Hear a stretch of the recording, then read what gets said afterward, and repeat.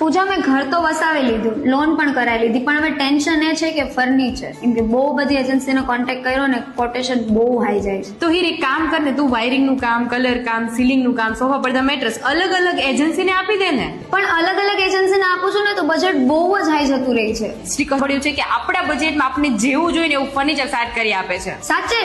તો એનો જ કોન્ટેક્ટ કરી લઈએ ચાલ.